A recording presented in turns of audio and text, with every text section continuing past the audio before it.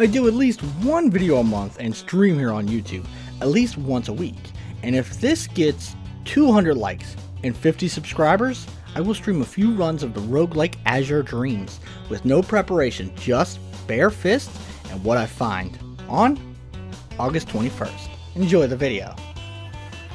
There's so many roguelikes nowadays that most people forget about the games like Fatal Labyrinth on the Sega Genesis and Azure Dreams on the PS1. One of my personal favorites, having monster collection, dating sim, and dungeon crawling roguelike mechanics.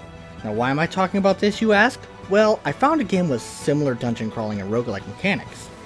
Shiren 5, or Shiren the Wanderer, the Tower of Fortune and the Dice of Fate, scratching an itch I've had since the early 2000s, and it's a franchise that's bigger than I realized.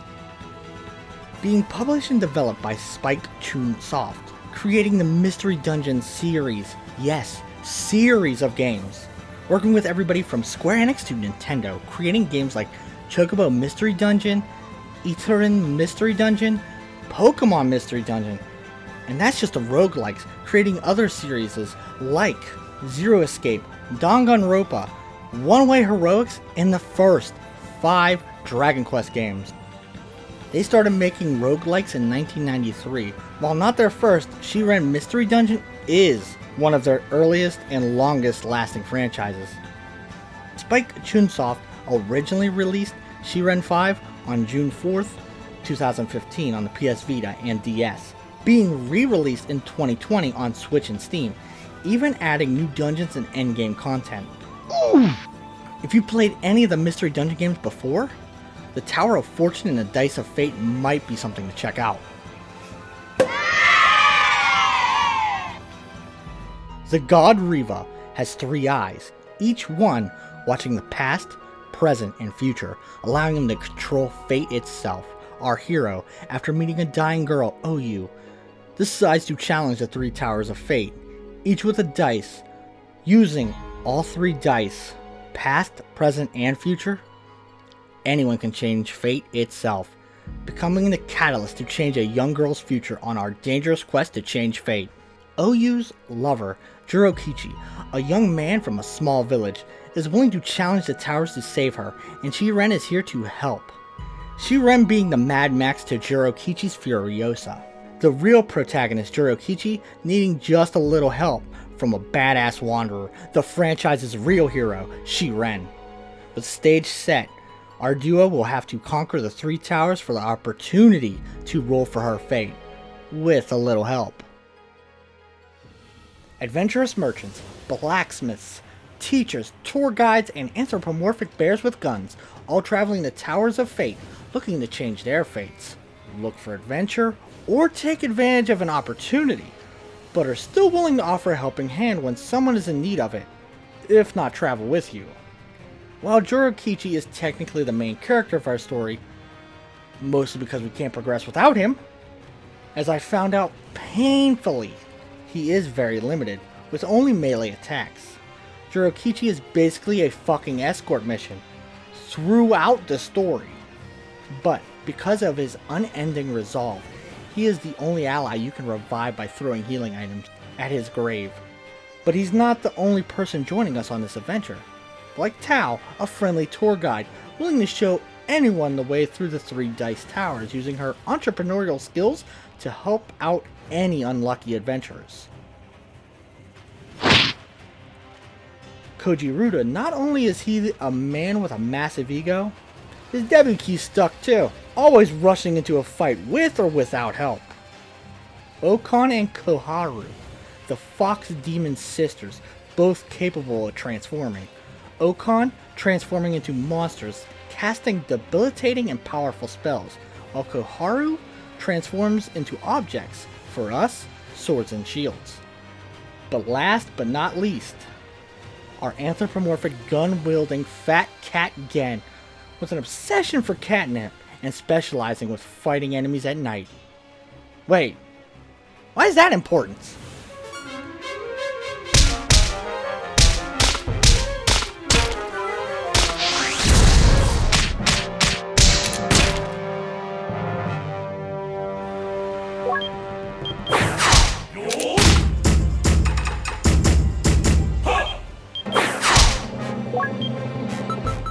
If you haven't played Azure Dreams or games like it, welcome to turn-based, grid-based, dungeon-crawling roguelikes that is somewhat randomized, being reduced to level 1 each time you leave a dungeon or tower through victory, escape, and even defeat.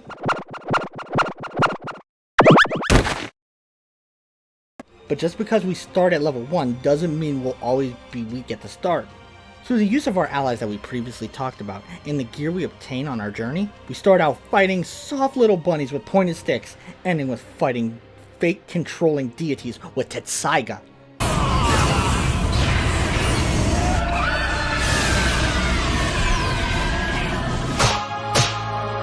One of the most prominent things in any dungeon crawler is loot. In Shiren's particular case, essential gear is swords, shields, and bracelets.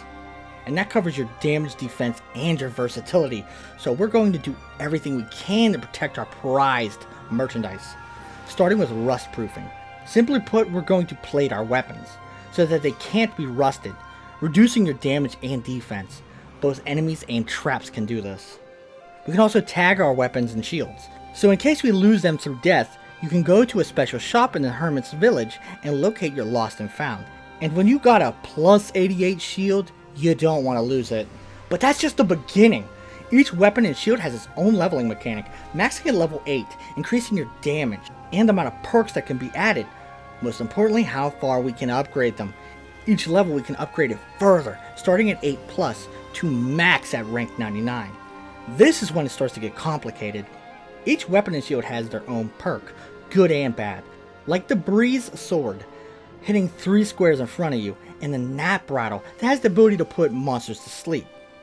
Since we have the ability to add perks, we can take the sleep perk and add it to the Breeze Sword, along with paralysis, blindness, and confusion.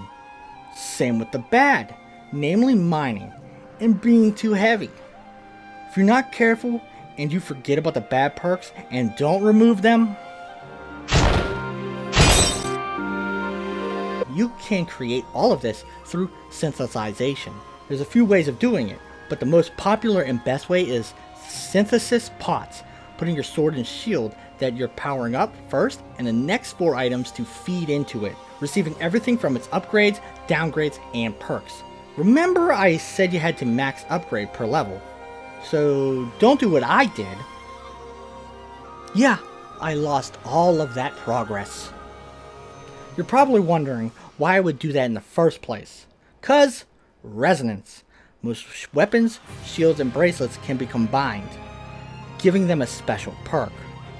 From increasing damage and defense, or allowing you to wear 2 bracelets. Even increasing counter damage, my favorite. There's a massive amount of versatility in your builds. If you want to learn more, there's a link in the description, but there's still so much more. Continuing on from the synthesis pots, we've got pots in general.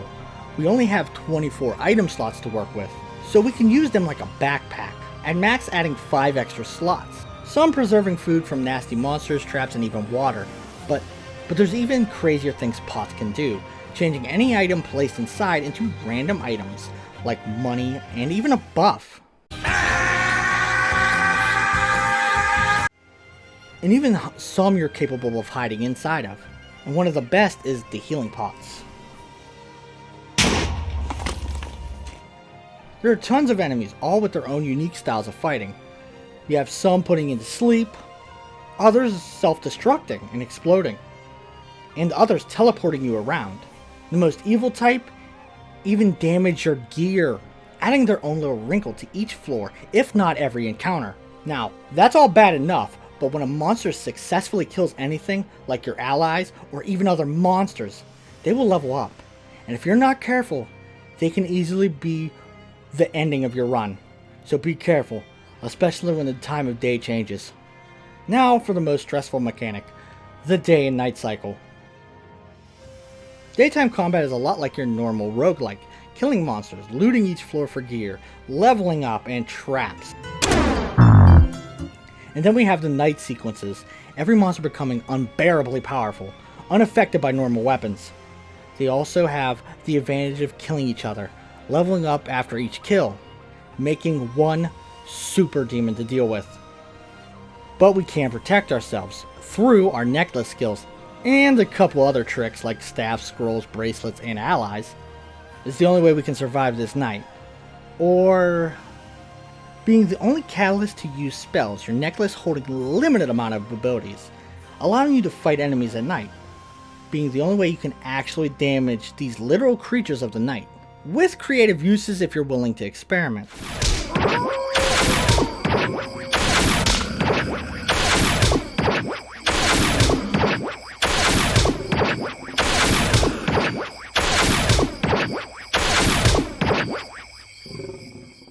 Then we got our staffs and scrolls. Like regular items, they have a certain amount of uses.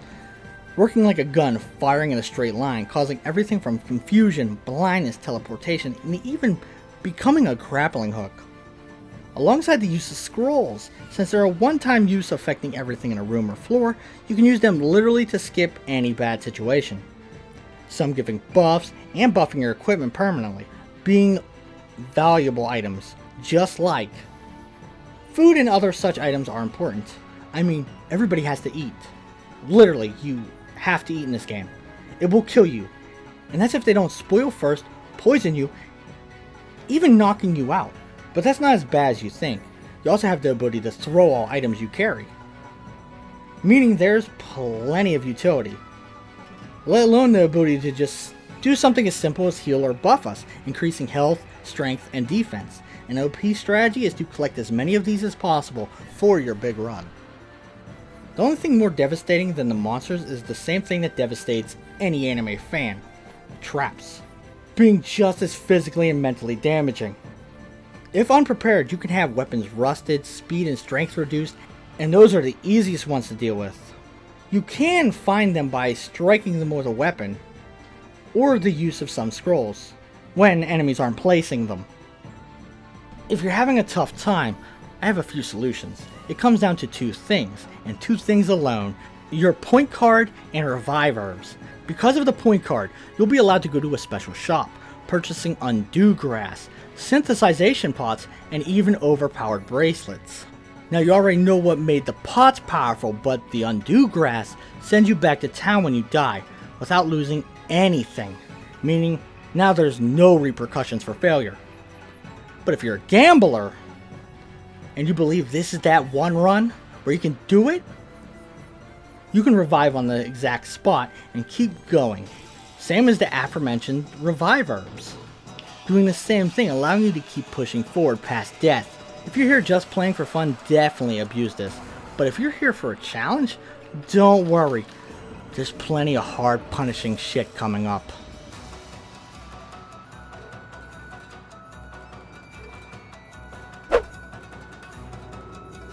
The towers of past, present, and future, each one holding a dice of fate, and fate has decided to fuck you over. 10 floors, each with 5 levels beforehand, traveling through the forest. Can be a little tedious, but this is where you'll find a lot of decent loot, for when you inevitably die. I'll start with the easiest of the towers, the past. Has a lot of NPCs so that if we're looking around for someone who made off with your swords saying they'll make it stronger, this is the best place to go. Grinding is especially good here, especially if you're looking for merchants.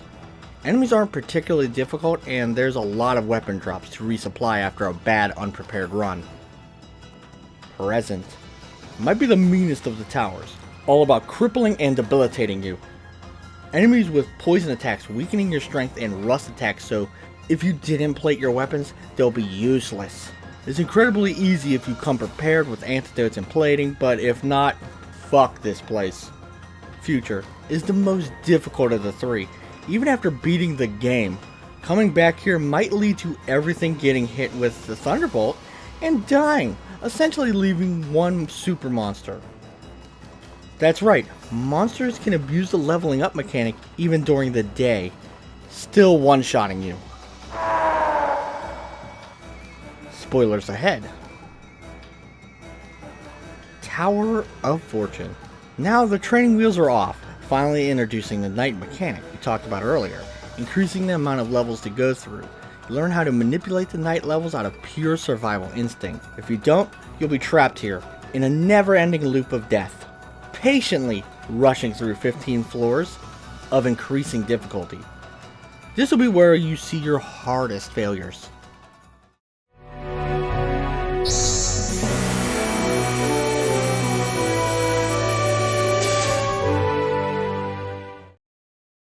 Tower of Miracles. Just because you fought a god of fate, you thought it was over? Never. You got another, the most vicious tower in the story. Mages. Why mages? I swear, at the beginning of every run, they hit me with confusion so I can kill all my partners. And to make it worse, you fight the fastest, hardest hitting enemies here, testing your preparation gear and tactics that you've developed for the last 15 hours, if you haven't died. But don't worry, fate seems to want you and your friends to meet the Reaper. That's the only way to explain everything I've suffered through, all culminating into one final battle against fate itself. Wait. You thought that's where the game ends? No. After the story is complete, we get 5 main endgame dungeons, each with their own quirks, going anywhere from 30 floors to 99 floors. One of the most difficult being one where you can't bring any of your gear with you. Or money. Having to use nothing but your wits and luck to progress. And none of the items will even be identified, so it's a true blind run every time, making it a true roguelike dungeon crawler for seasoned veterans. And since each late game dungeon has a quirk of its own, one allows you to just take one ally with you, and just offers raw difficulty, being so difficult it destroyed the last 20 hours of progress I made. There's also even a vendor that allows you to try challenge dungeons. Some of these are exclusive to the PC and Switch audience, so those of you who have played the Vita version will have a pleasant surprise. If you have a PC or Switch and have an obsession with roguelikes or liked any of the Mystery Dungeon series, you're in for a treat. If you think it sounds too easy, don't worry, the endgame will punish the shit out of you. If you don't like the revive items, just don't use them. I went into this with As Your Dreams in mind. But now, I'm about to start looking at this Pokemon Mystery Dungeon series.